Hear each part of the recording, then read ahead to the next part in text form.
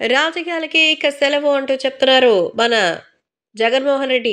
Junior NTR ఇంకా తెలుగుదేశం పార్టీకి సంబంధించి ఎంట్రీ ఎప్పుడిస్తారా అని అంటుంటే, జగన్మోహన్ రెడ్డి మాత్రం రాజకీయాలకి బాయ్ బాయ్ చెప్పేస్తున్నారు.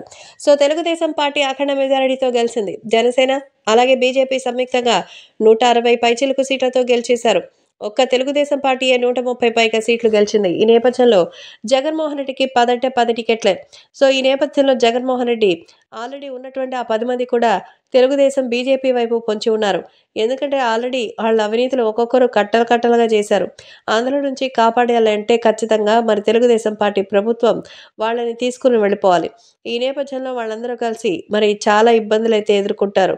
అంతేకాకుండా భారీ రేంజ్‌లో అయితే వాళ్ళు ఇక్కడ వాటికి సంబంధించిన విషయాలపై అయితే క్లారిటీ ఇస్తున్నారు.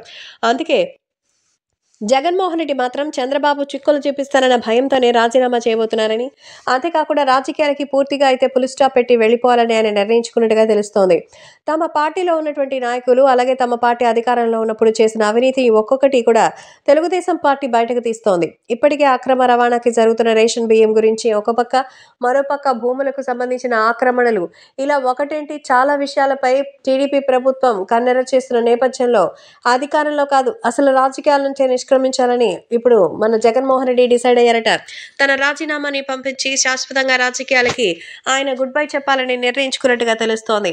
అలా ఉంటే సేఫ్ తప్ప మిగతావి కాదని వ్యాపారాలు చేసుకుంటే సరిపోతుందని ఇప్పుడు జగన్ భావిస్తున్నట్టుగా సమాచారం.